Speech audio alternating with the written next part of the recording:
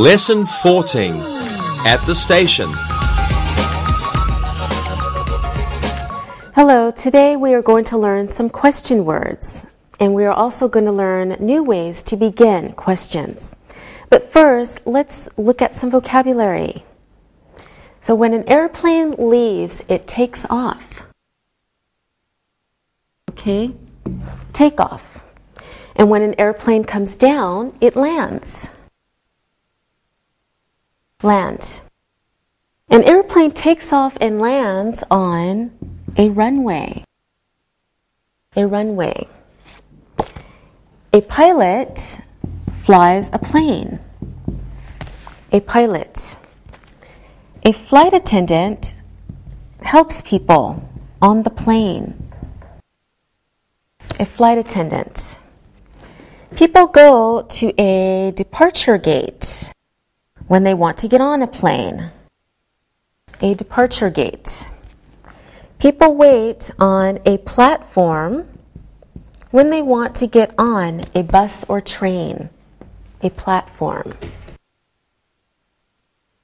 Okay, people on an airplane, bus, or train are called passengers.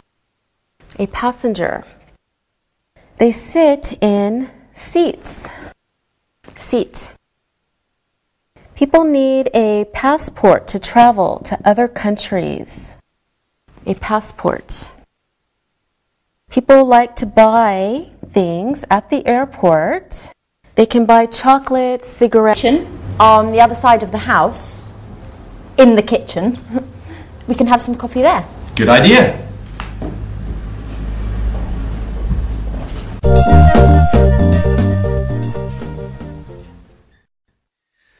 Hello and welcome back to English Today. How are you? Now, in that last episode of That's Life, did you notice that Anne described her office?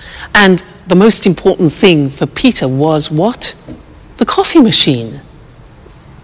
Strange. Now, I want to look at the language that Anne used. She used there is a and there are some. Let me explain that to you.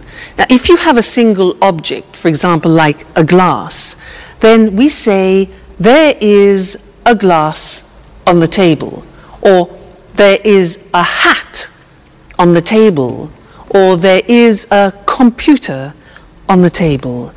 Okay? Now that changes when we have more than one object. Like these pens, for example.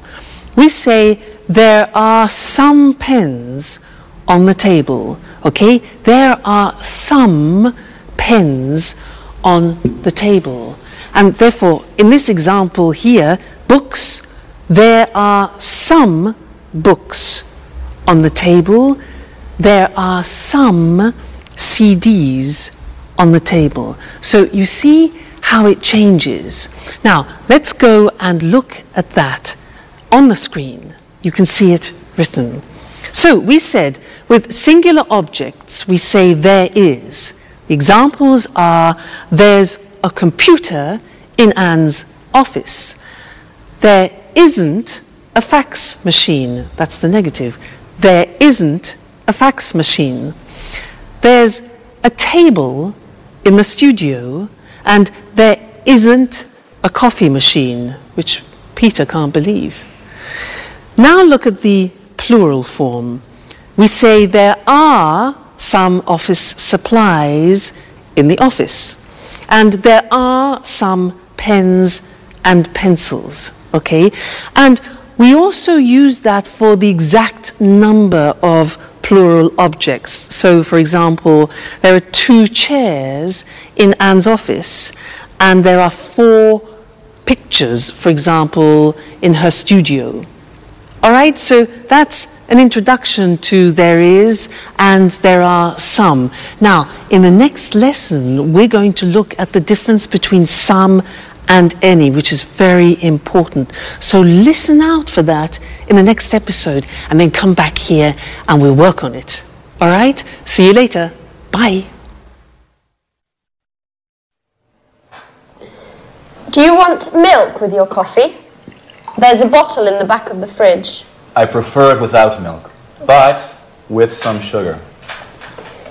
Oh, I'm afraid there isn't any sugar. Well, that's okay. Black coffee is good too. Do you have any of those great cookies? Oh, yes. There are some cookies over here.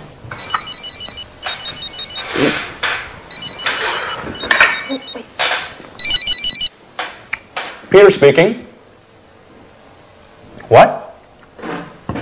An audition? No, not at all. I'm free. Great. Bye. Well, finally, an audition. Wonderful. When? Next Monday at the Opera Theatre. These cookies are fantastic. Are there any more? There are some more in the box. Thank you. Bye, Anne. Time for music. Hey! Take your dirty napkin away from my kitchen!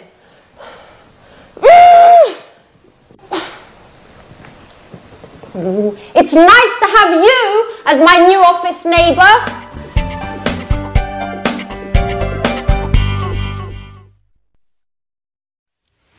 Hi again.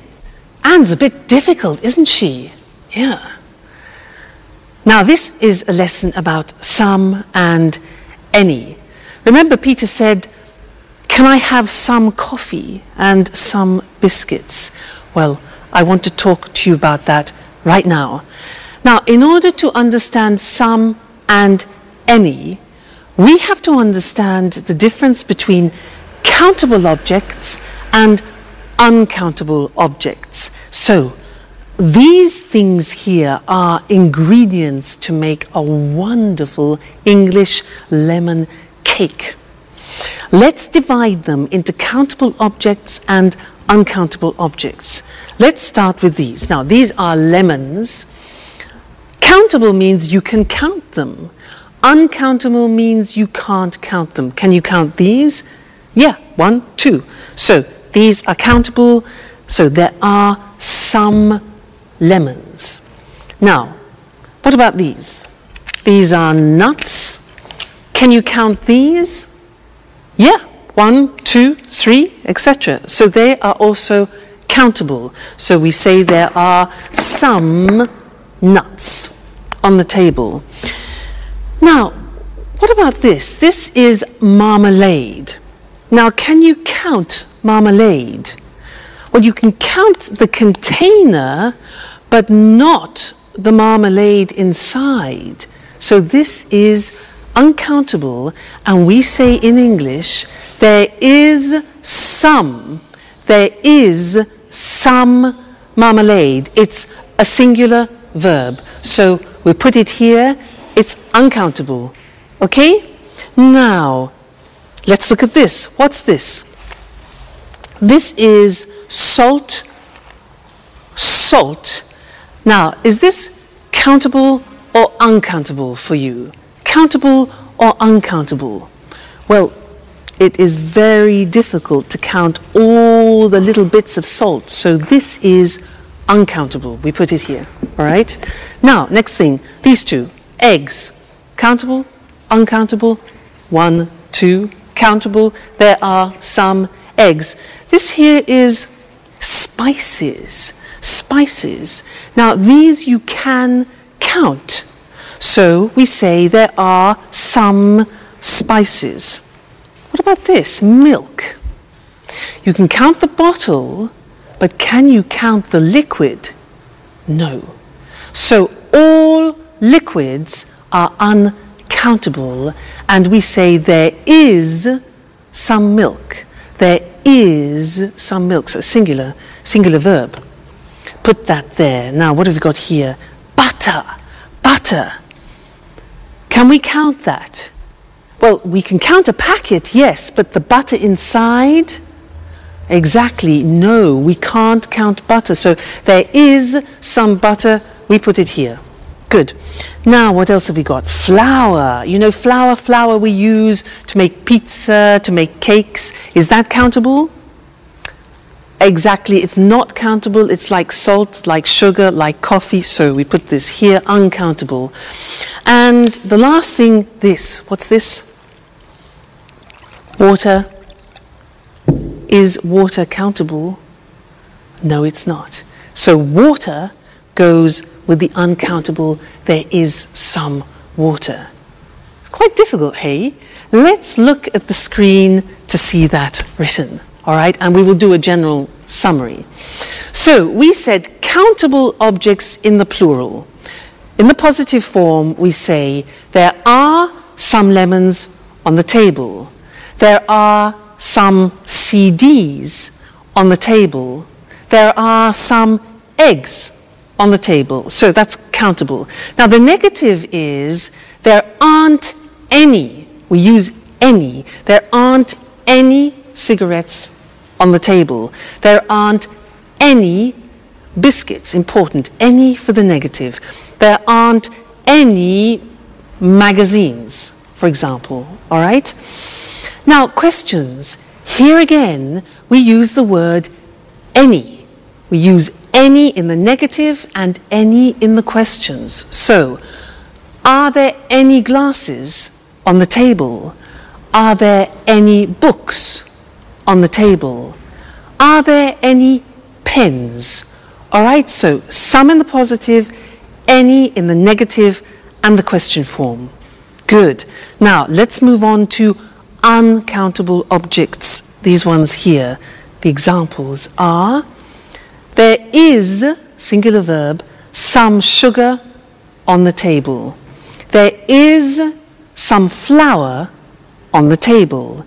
There is some water on the table. Okay? Negative, again, we use any.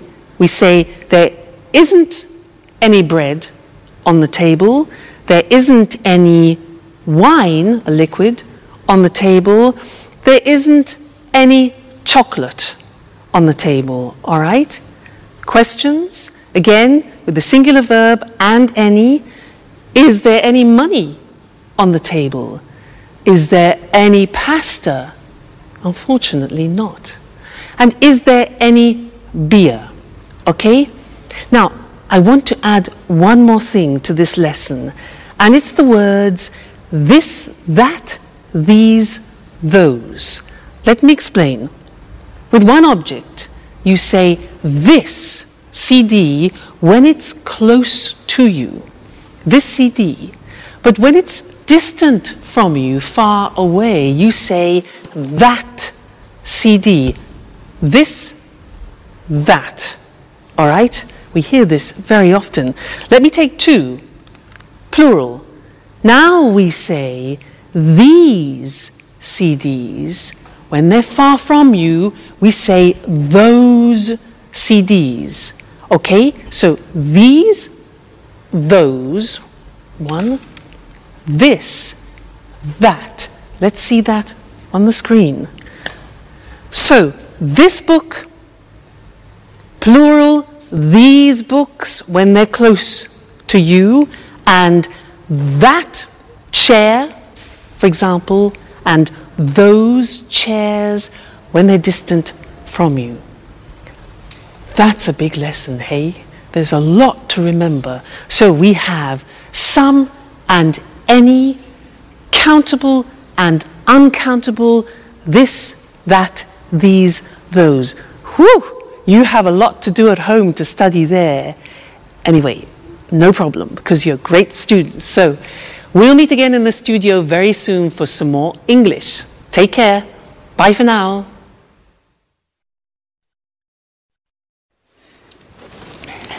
Yes, I always go shopping on Saturdays. The first thing I do on Saturday is drive to the supermarket. I sometimes go shopping on Saturdays, but usually I sleep late. I'm always so tired on Saturdays. I'm never tired on the weekend. The weekend is a time for fun. I paint, go jogging, go out with some friends. Unfortunately, I sometimes have to study. Oh, I sometimes do a little work at the weekend. When I'm free, I like going swimming, going to exhibitions, or to concerts, if I have enough money. Oh, and every Sunday, I clean up the entire flat. And in the evening, I watch TV. Oh, I never watch TV. It's boring. Peter and I like going to the cinema at the weekend. Yes, it's important not to watch too much TV. An hour a day or so, that's enough. Come on, guys. You talk like my grandfather. Work, TV, housework on the weekends. Life is more. I want you to take me to places where young people have fun. Great! Get ready, Grandpa.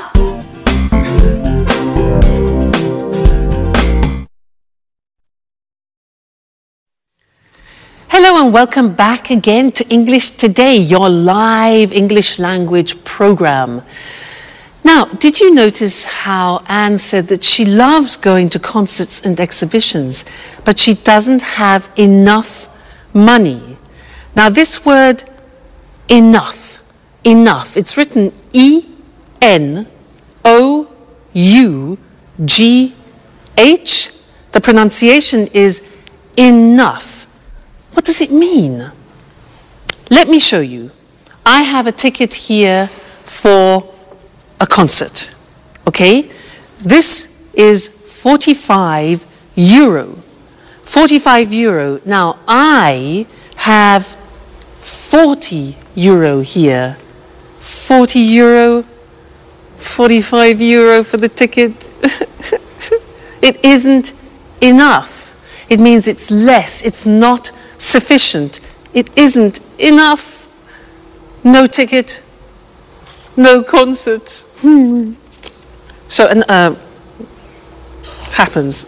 Like Anne, poor Anne, not enough money. Now, another example, you ask me, can I have a glass of water? And I say, sure. So, here you are. You say, what? Excuse me, it's not enough. Not enough, it's not sufficient. Oh, I say, okay, fine. So, glass of water, here we go. And you say, oh, it's too much. Too much. Now, that is the opposite. When something is in excess, it's too much. Let's go back to the ticket. For example, imagine that the theatre ticket has a discount. Now it only costs 30 euro. 30 euro. I've got 40 euro, which is too much. In excess, too much. But that's great. That's not a problem. That's great. I can go to the concert. Okay? So, that's enough, too much. Now, one more word. It's a small word, and it's so. When do we use so? If I say to you, you are so intelligent, that describes an emphasis. You are so intelligent. You could also say, the glass is so full. Okay? So is to express an emphasis of something. So, we've studied enough, too much, and so. Let's look at those on the screen now to help you, okay? Enough, pronunciation, enough, when something isn't sufficient. There isn't enough water in the glass. There isn't enough money. Then we can also use it with an adjective. The glass isn't full enough. After an adjective, it isn't full enough. Let's move on to when we talk about something in excess. So, there's too much water in the glass. There's too much money. Great. There are too many coins. Now, many is because we use it with countable things. There are too many coins. We can use it with an adjective. For example, the ticket is too expensive. The glass is too full. All right? Then the last thing was so. When you want to emphasize something, the ticket is so expensive. The glass is so full. Or you are so intelligent. Fantastic. So that's the end of this lesson. Remember, enough, too much or too many, and so. That's it for now, and I'm going to see you again extremely soon. Take care. Bye.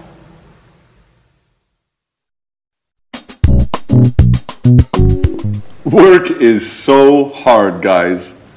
I wake up at 6:30 every day, have breakfast, and take the train to work.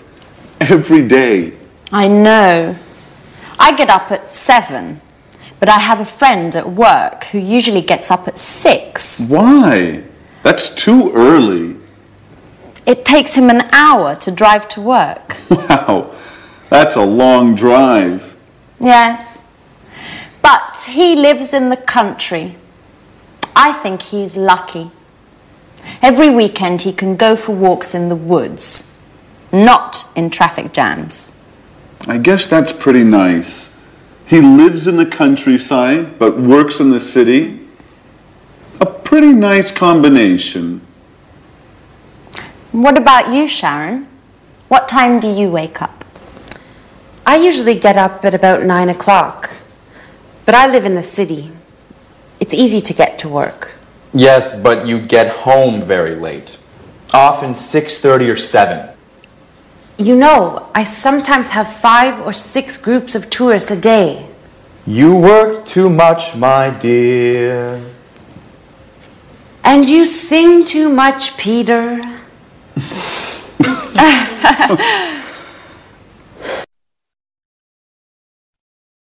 Hello again, and how are you? Now, from that last conversation, we learned that Sharon works too much and Peter sings too much. How about you? Do you work too much? What time do you get up in the morning? 6:45? 7 o'clock? 7:15? 7:30? Well, I'm going to describe my typical day, and I'm going to use the simple present to do that. All right? Well, first, I wake up at 6:45, but I don't get up. I listen to the radio and I listen to the news. Then after I slowly get up, that's difficult, and I take a shower. I take a shower. I get dressed, and then I go for a walk with Suki. Then we have breakfast together. She has dog biscuits, and I have toast, marmalade, and butter. Then I go to work on my scooter. Now, my boyfriend has a different day because he goes to work at 8 o'clock at night. Remember, he's a jazz musician. Now, did you notice I said he goes to work? That's because with the third person we add an S, goes. He goes to work at 8 o'clock and he comes home at 3 o'clock in the morning because he plays jazz concerts. Then he goes to bed and he gets up at lunchtime at 1 o'clock. So we meet at dinner, which is, we don't have much time together, but that's life. Now that was the simple present tense, and now we're going to see that on the screen. Very, very important, this grammatical form. So, I work, you work, he, she, it works, she works, it works, we work, you work, they work. Now, very often you forget to put the S on the third person, so I have another teaching assistant who will help you to remember, Mr. Snakes. He is here to help you remember to put the S on the third person. So listen, I work at home, you work every day, he works at night, she works in an office, it works all week, we work together, you work full time, they work at weekends. So remember, it's not difficult, the simple present in English. I work, you work, he works, she works, it works. Don't forget, Mr. Snake, don't forget the S, the third person. All right? Good. Now, listen to the next episode and try and pick out words like often, sometimes, occasionally, because we're going to study those next. All right? Go and have some fun. Bye. Alice, I bet you don't wake up at 6 o'clock every day. Tell us something about your typical day at university. Well, I sometimes have classes in the morning, but I usually have classes in the afternoon. On Mondays, I always attend lectures in the morning. And where do you study? I usually study in the library, but I sometimes study at home too, when I don't have classes in the morning. My friend David also studies at your university. Do you remember him? David Leary? Yes, I occasionally see him in the library, and sometimes in the park. In the park? Doing what? He likes studying there. He takes his books, finds a nice park bench, and reads there. Not a bad idea. You can study and enjoy nature at the same time. Yes, I like the park too. Unfortunately, I often need books that are in the library. And what about lunch? Do you usually make sandwiches and take them with you? Oh no, I hate cooking. I usually have lunch in the cafeteria with friends. Oh, I do just the opposite. I usually cook lunch at home. I seldom have a quick lunch at coffee shops. Okay, guys, stop with this boring talk. What about fun? Do any of you do anything besides working and studying? It's Friday, remember? You're right, Jack. I'm so happy it's Friday. Me too. It's weekend time. Time for shopping.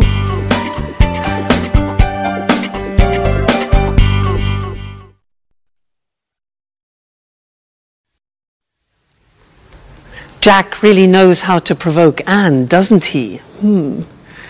Did you notice those words? Sometimes, always, occasionally? Because we're going to study those now. And in English, they're called the frequency adverbs. And we usually use them with the simple present tense. And they describe how many times you do actions, frequency adverbs. Now, to help me introduce them, I have another teaching assistant. This is, ta-da, Mr. Dinosaur. Mr. Dinosaur is here to help you with the frequency adverbs. Dinosaur, D-I-N-O-S-A-U-R. Now, let's see at the screen how Mr. Dinosaur is going to help you. Well, look at the screen. Now, we're talking about adverbs of frequency, things which describe how often you do something, like habitual actions. Dinosaur. Look at the screen. We have D-I-N-O-S-A-U-R. Now, these letters represent a frequency adverb. Let's see if you can find them. What do you think O is? When you do something a lot. Yeah, often. O is often. What about N? When you do, N is never. Good. N is never. What about A? Something that you do a lot.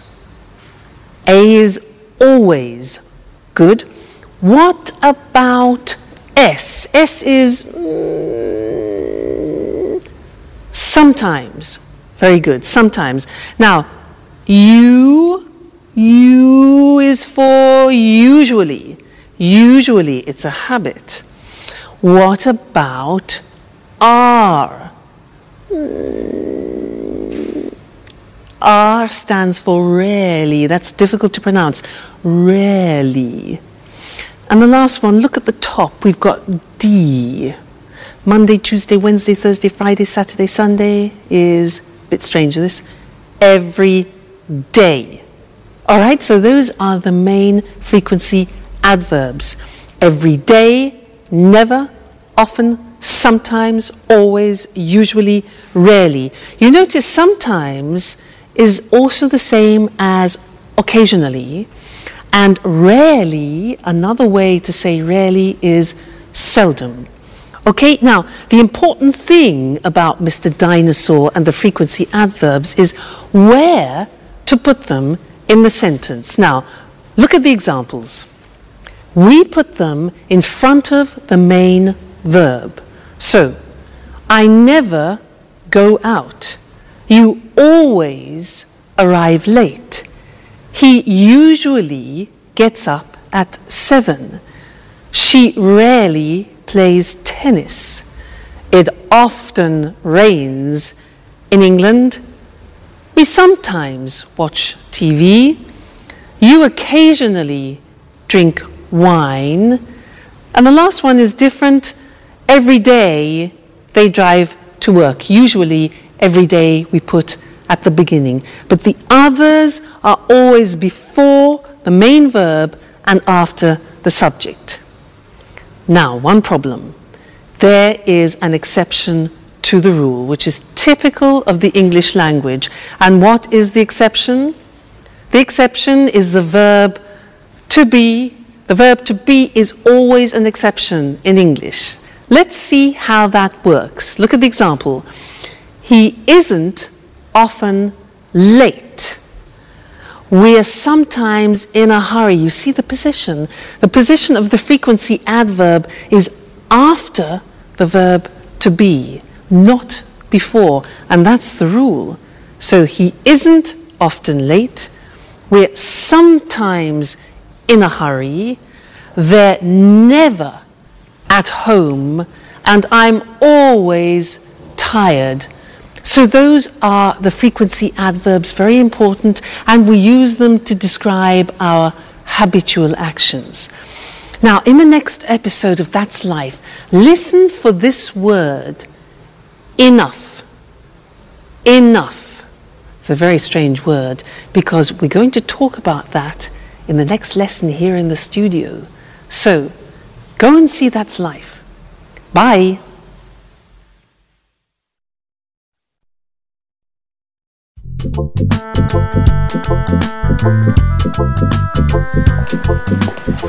May I ask you a question, Alice? Sure, ask any question you like. I'm an open book. Do you have a boyfriend? Well, I go out with some boys, but that's nothing serious. According to my birth chart, I need some Taurians. But that's not easy now that Saturn is in Leo. I see. Anyway, I think you have a strange relationship with boys. Oh no, I like boys very much. They're great at carrying packages. You're exceptional. Thanks, Jack. But now, stop talking about me. Let's talk about you. What do you think of me? No, really. I'm curious. What do you do at work? Oh, nothing special. You know Speedmaster, the sporting goods factory. Yeah, sure. They produce wonderful running shoes. What department do you work in? I'm a sales manager. Last month they gave me a promotion, and now I'm responsible for Southern Europe. That's why I moved here. Wow, that's really interesting. You must be very good at work. What exactly do you do? Oh, basically I look for new clients and keep them informed about new product lines and take care of their requests. What kind of requests do they have? Oh, they often ask questions about new models and prices. What do you do if they want a discount? Well, basically I don't get mad. I listen to them and then I tell them no. Well, seriously speaking, it depends. Each client is different. If they're important, I try to make an agreement with them. Hi, Anne. Hi, Sharon.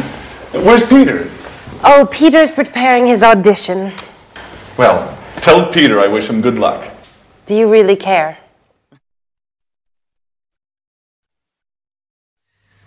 Hello and welcome back to English Today for some more live English. Now, Jack, does he really care for Sharon? I think he does. Let's ask Mr. Monkey. Mr. Monkey, does Jack really care for Sharon? Mr. Monkey. Yes, he agrees, he cares. Now, in that episode there were a lot of questions and I want to practice that with you now. And to do that, we are going to have a quiz. I am going to change profession. I am no longer an English teacher. I have a different job. I will ask 10 questions. I will give the answers and you must guess my new job. Now, if you guess it correctly, I will play a flight for you to go to London for a romantic weekend. How about that? Flight to London? So 10 questions. Listen carefully. Number 1. Do I work in an office? No, I don't. Number 2. Do I work outside? Well, yes, actually, I do sometimes work outside. Next. Do I have special qualifications? Oh yes, I have special qualifications for my job. Okay, next one. Do I work at weekends? Yes, I do actually. Most weekends I work. So, I don't work in an office. I work outside sometimes. I have special qualifications and I work at weekends. Okay, next one. Do you travel a lot? Oh yes, I travel everywhere. I travel to America, to the Far East, around Europe, a lot. Do you earn a lot of money? Oh yes, I earn a lot of money. Next question. Do you use your hands when you work? Yes, I do. I use my hands and I also use my feet. Very important. Next one. Do you work with other people? Yes, that's very important. I work with other people. All right, next one. Do you use music in your job? Music? Yes, now music is very important for me, music. And the last question, do you wear special clothes? Well, yes. For my job, I have special clothes, I have special shoes, particular shoes, and I do my hair in a special way. So, I use my hands and my feet. I work with other people. I use music. I earn a lot of money. I wear special clothes. And I travel a lot. So, what's my job? No.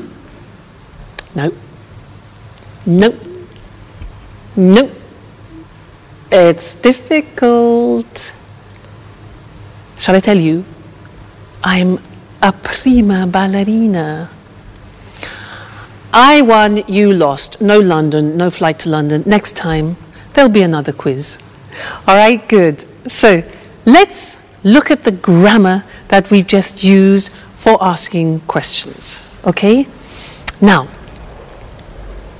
we have the question form with the question word like when, the auxiliary do, I the subject, and then arrive, which is the verb.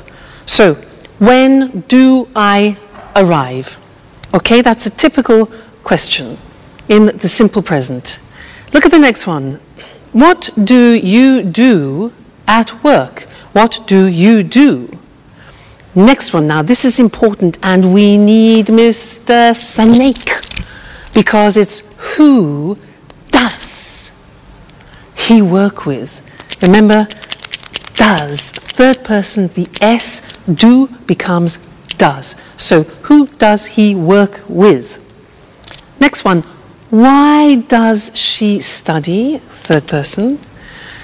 How much does it cost? Again, third person, it. When do we leave? Where do we live?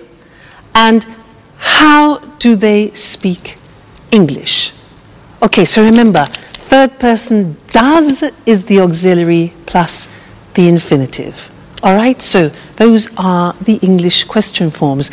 Now, in the next episode, listen out for the negative form, and then we'll study that together. Okay, so have fun studying, and I'll see you again very soon. Bye.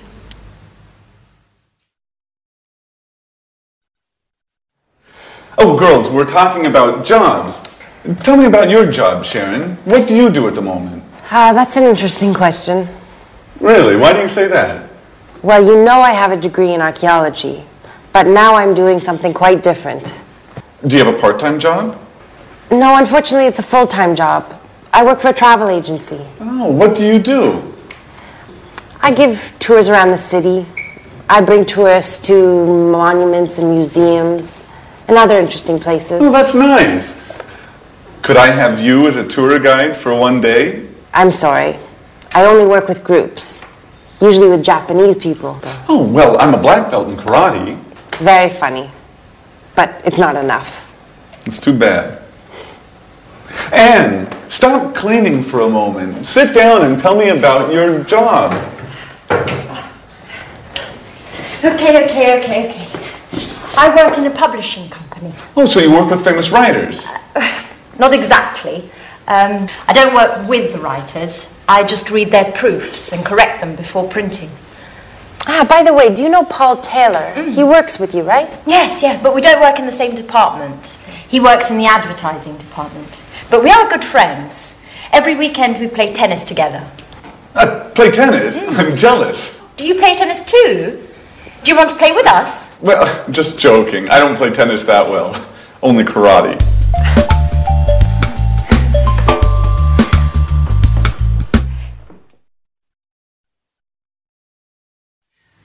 Jack, I don't play tennis very well.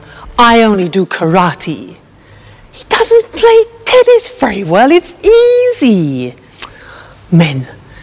Now, anyway, it was a good example of the negative of the simple present tense. I don't play tennis very well. Now, I'm going to tell you my typical day again, but in the negative, and listen to the grammatical form, okay? I don't wake up at 6:45. I don't get up after. I don't listen to the radio. Now, don't is do not abbreviated, okay? I don't take a shower.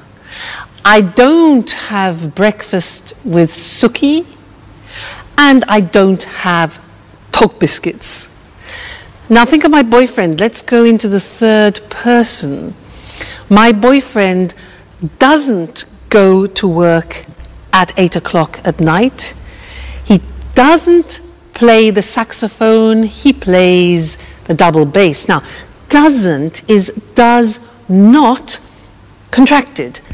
Doesn't, okay, plus the infinitive. So he doesn't play, let's say, at 1 o'clock in the morning. He doesn't come home at 7 o'clock in the evening. So you see, these are examples of the negative form. And now we need to go and look at the screen because we need to see how that works in comparison to the positive form. All right? Great. Now, look at the examples. I don't teach on Sundays. Do not becomes don't. I don't teach on Sundays. You don't know my parents. Jack does not. Jack doesn't play tennis well. Alice doesn't have a boyfriend. The house doesn't belong to Anne. Third person, doesn't. We don't work part-time. You don't know Anne's aunt. And Alice and Sharon don't live together. All right, so now we have studied the positive form, the question form, and the negative form of the present tense. So a whole world opens up for you. Okay, well, you just keep studying and we'll meet again here for another live show very soon. All right, take care. Bye.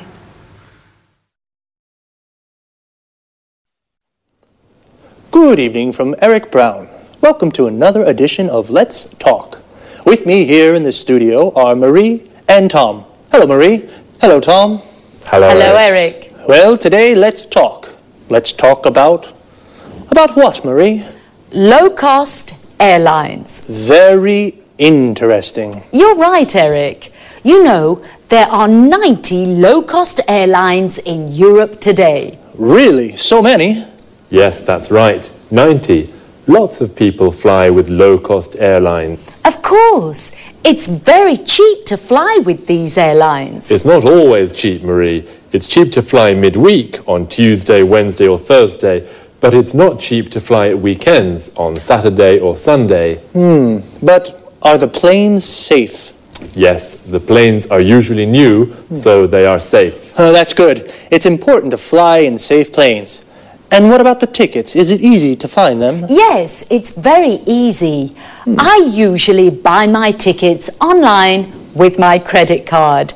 Well, I travel a lot. Really? You're a real expert on low-cost airlines, Marie, aren't you? Yes, I am. My boyfriend lives in Berlin. Oh, and how often do you visit him? I go to see him twice a month. Oh, I see. And are the flights on time? Yes. They're usually on time. I leave work at 5:30 in the afternoon and arrive at the airport at 6. Perfect for the check-in. That's very convenient. You're lucky, Marie. Usually low-cost flights leave from airports a long way from the city. What time's your flight? At 7 o'clock. You're really lucky, Marie. Usually low-cost flights leave late at night or early in the morning, when it's not convenient. Yes, that's true. And yes, I am very lucky. Is there any food on the plane? Yes. Passengers buy drinks and snacks. Remember, the drinks and snacks aren't free. You have to pay even for a glass of water. That's true, but it doesn't matter. I arrive in Berlin at 8:30. Just in time for a pizza with my boyfriend at Bella Napoli.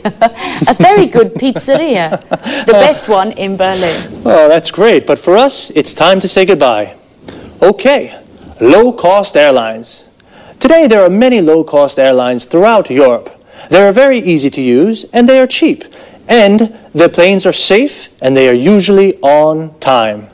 Very interesting. Very, very interesting. Thank you, Marie. Thank you. And thank you, Tom. Thank you. And goodbye. And see you again soon on another edition of Let's Talk. Well, low-cost airlines really make traveling easy. For many people, flying is very simple, like taking a bus. Now let's take a look at some very useful vocabulary and expressions you just heard. The check-in is the place where you show your passport and leave your luggage. In English, it is also a verb. We say, I check in at 7, or where's the check-in for Berlin? When we talk about cheap prices, we mean it doesn't cost very much, and expensive means it costs a lot. My ticket to Berlin is 600 euros. It's expensive. Your ticket is 100 euros. It's cheap. Her ticket is 30 euros. That's very cheap.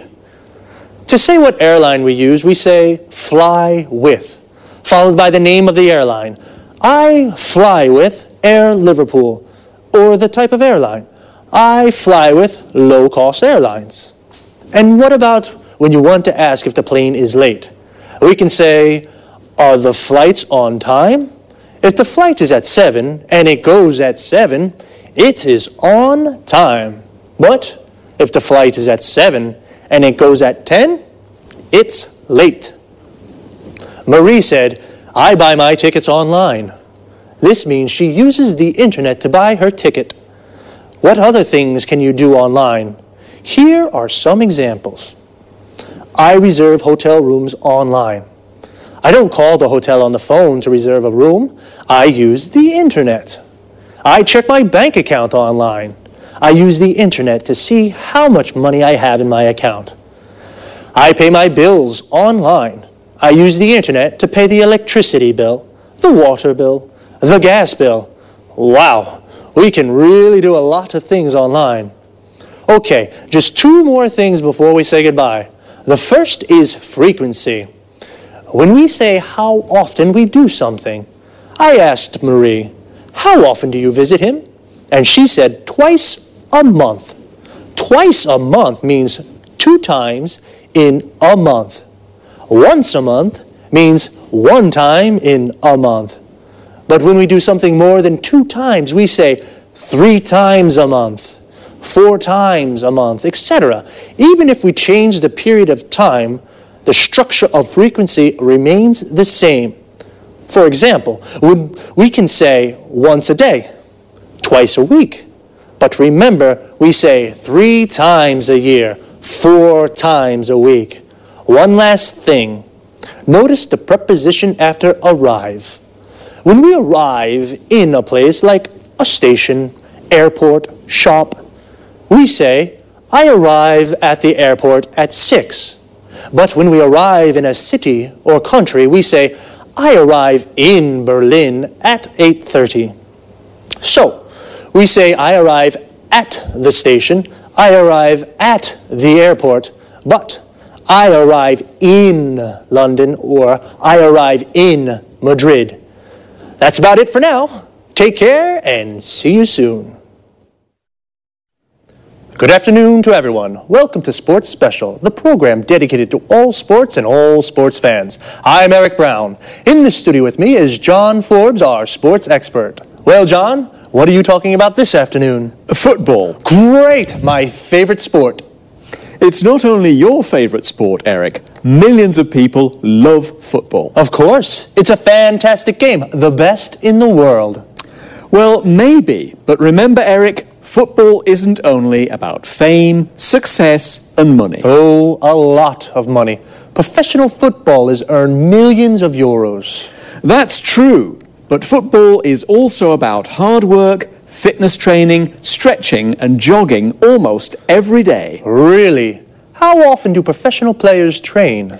They go jogging every day at 8 in the morning, and then they work out in the gym. Ah, so much exercise. And that's not all. Really? What do you mean?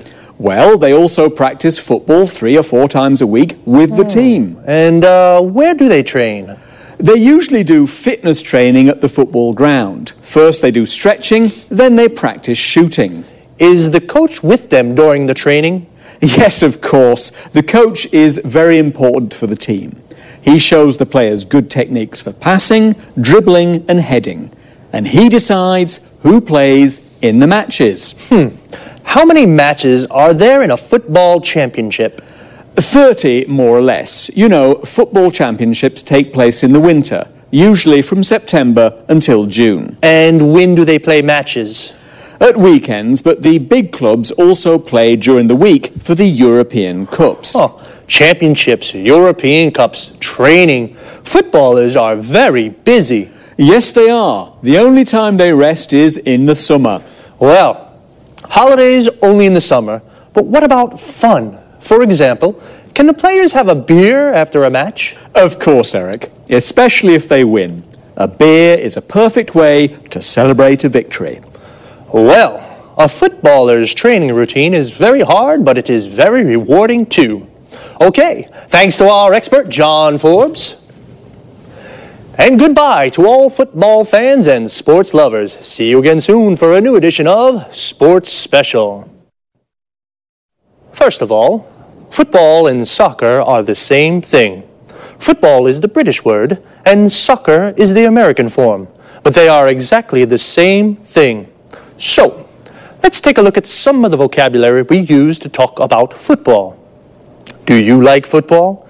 If you do, then you are a football fan. Like me. Do you support a team? I support Inter.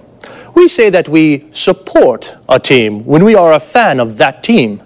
So, what is a team? It's the group of players that play together. For example, Manchester United is a football team. A person who plays football as a job is called a professional footballer or a professional football player. Footballer and football player are the same thing. A football player is a footballer. And every team has a coach. A coach is the person who prepares the team. He teaches techniques and how to play well. So, 11 football players make a team, and when two teams play against each other, they play a match. But as John told us, footballers don't only play matches, they do a lot of training. Training is all the exercises they do to prepare for matches. We can say, footballers do training, or footballers train. Training is the noun, and train is the verb. And what do they do when they train? John said a few. They work out in the gym. They do stretching. They go jogging. And they practice football skills. John also mentions some of the skills or techniques that footballers practice. Passing, which means to pass or kick the ball to another player. Dribbling, which means to move the ball forward with the ball. Shooting, which means to shoot or kick the ball into the goal. And heading, which means to hit the ball with your head. It's a lot of hard work. I think they definitely deserve a beer when they win. Well, that's all from me for now. Take it easy. See you next time.